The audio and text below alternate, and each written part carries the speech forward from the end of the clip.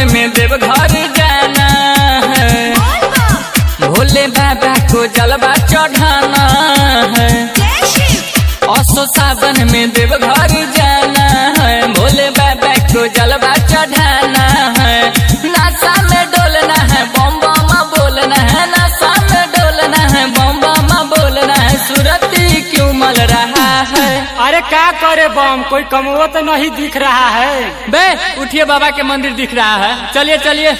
सावन में चीलम चल रहा है, कांवरिया बम बम बोल रहा है। सावन में गांजा चल रहा है, कांवरिया बम बम बोल रहा है। सावन में गांजा चल रहा है, कांवरिया बम बम बोल रहा है।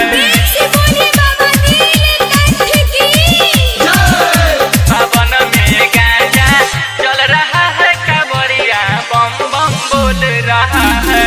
बड़ी दूर बाबे भोला रहो तो धाम जी, खुशी मन से जे भी पूजेला बन जाला काम जी, बन जाला काम जी। बड़ी दूर बाबे भोला रहो तो धाम जी, खुशी मन से जे भी पूजेला बन जाला काम जी। बड़ी निराला है भोला मेरा, बड़ी निराला है भोला मेरा, मांग क्यों तू मल रहा है?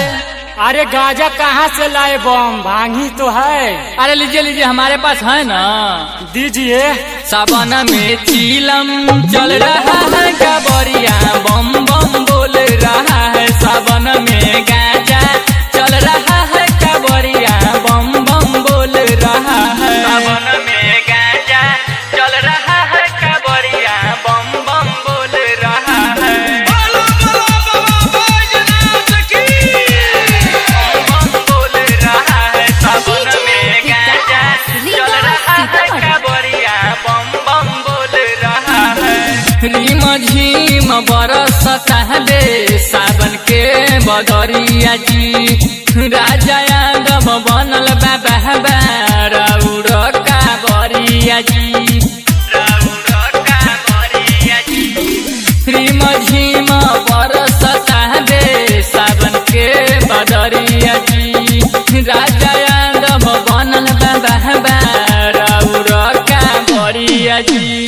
गुनगान अजय लिख रहा है, गुनगान अजय लिख रहा है, रूप से झूम रहा है। अरे जितेश बम तू काहे बैठल बारा हो?